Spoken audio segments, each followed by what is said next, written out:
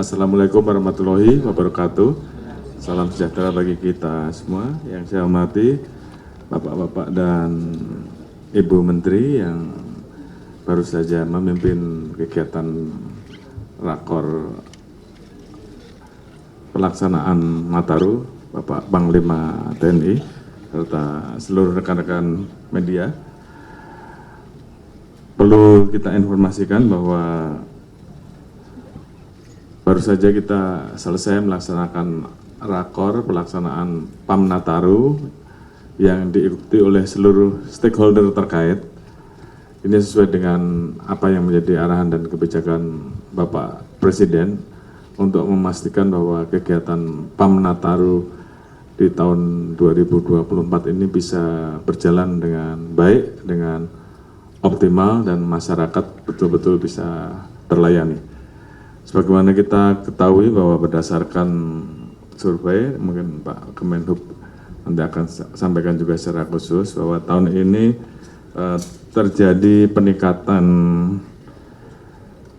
diperkirakan terjadi peningkatan daripada tahun sebelumnya sebesar 2,83%, artinya kurang lebih 110,6 juta orang, di mana angka ini tentunya di lapangan bisa meningkat realisasinya karena memang dibandingkan tahun sebelumnya juga terjadi peningkatan kurang lebih sekitar 3 sampai atau kurang lebih 17% daripada hasil survei, sehingga kemudian tentunya seluruh jajaran kita minta untuk melaksanakan kesiapan pengamanan Nataru dengan sebaik-baiknya.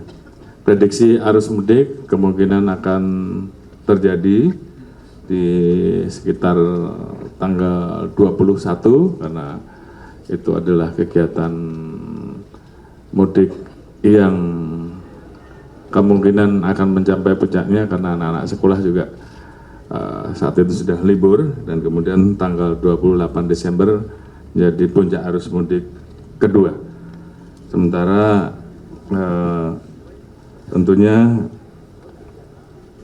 kita tahu bahwa kegiatan PAM Nataru tentunya adalah gabungan dari berbagai macam pengamanan, baik pengamanan yang terkait dengan masyarakat yang akan melaksanakan mudik dan balik, demikian juga pengamanan terhadap masyarakat yang akan melaksanakan kegiatan ibadah pada saat malam Natal dan juga pada saat Natal, dan puncaknya nanti pada saat malam pergantian tahun baru, maka akan terjadi kegiatan masyarakat yang bersama-sama akan melaksanakan kegiatan lepas tahun.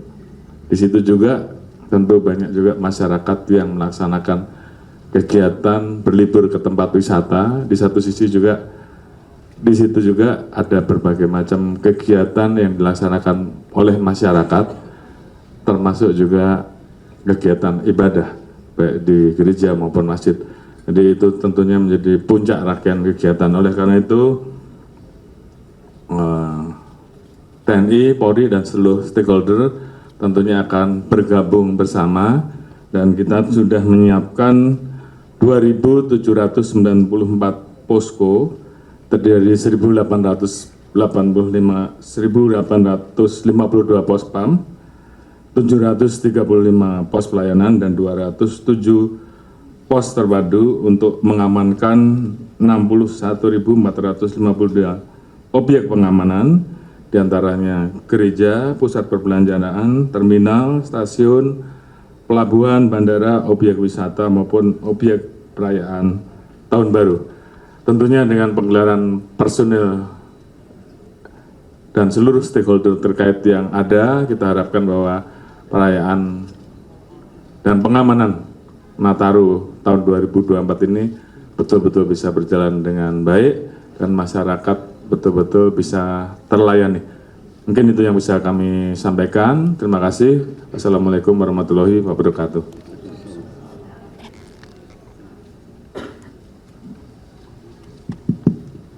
Terima kasih Bapak Kapolri.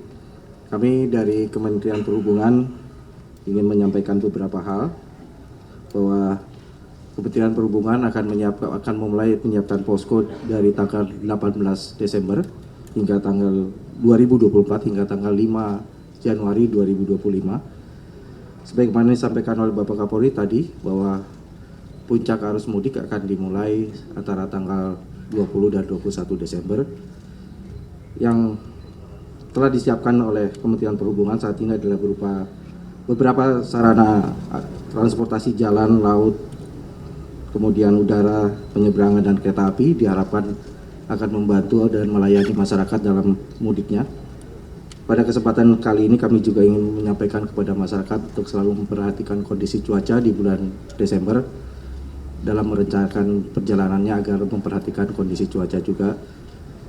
Kami akan selalu menginformasikan kepada masyarakat melalui informasi media, sehingga masyarakat dapat menerima informasi lebih awal, sehingga masyarakat dapat merencanakan perjalanan dengan baik.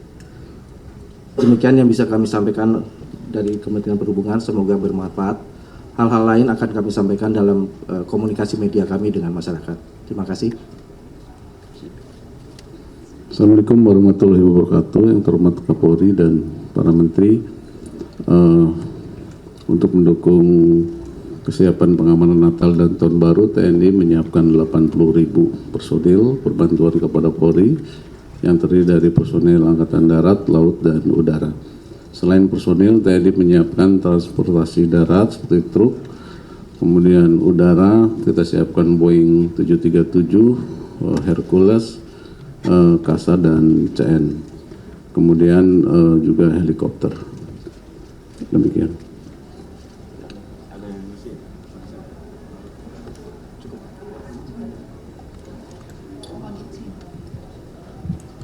Terima kasih. Jadi melanjutkan yang disampaikan oleh Bapak Menteri Perhubungan dan Bapak Kapolri, BMKG dalam rangka untuk memitigasi kondisi cuaca bersama dengan BNPB dan TNI Polri melakukan modifikasi cuaca, terutama untuk titik-titik yang dikhawatirkan akan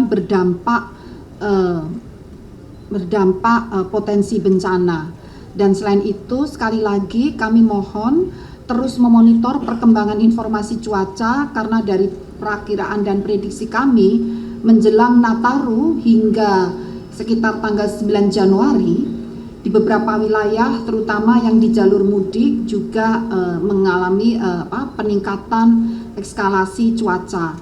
Namun terus saja memonitor perkembangan informasi, terutama dari aplikasi info BMKG yang juga terintegrasi dengan aplikasi yang ada di jalur mudik, agar dapat merencanakan perjalanan dengan insya Allah aman dan nyaman. Terima kasih.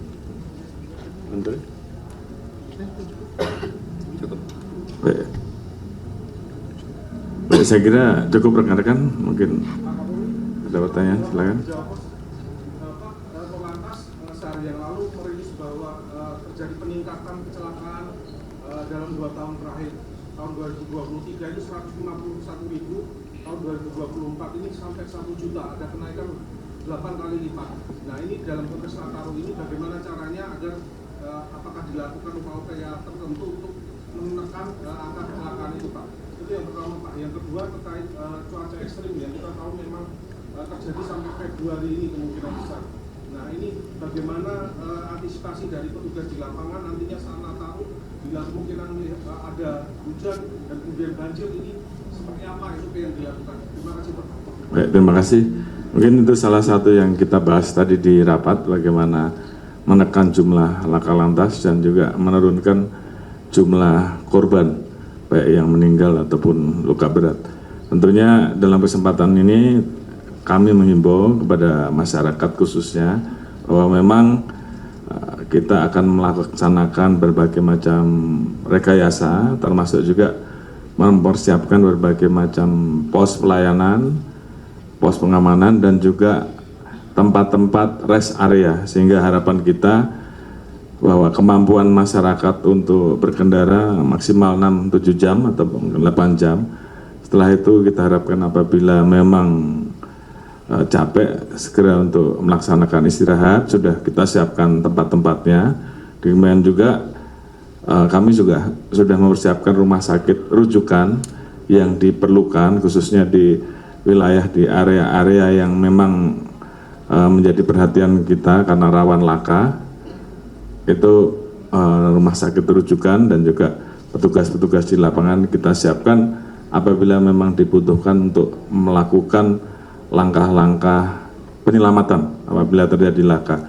Namun demikian yang paling utama kita selalu ingatkan, kami minta untuk sosialisasikan khususnya di daerah-daerah yang rawan laka untuk mengingatkan terkait dengan masalah kecepatan, terkait dengan masalah kehati-hatian, dan ini tentunya kita minta untuk seluruh rekan-rekan yang terkait bekerja sama dengan seluruh media untuk menginformasikan masalah tersebut sehingga harapan kita bisa tekan semaksimal mungkin jumlah kecelakaan maupun jumlah korban yang ada.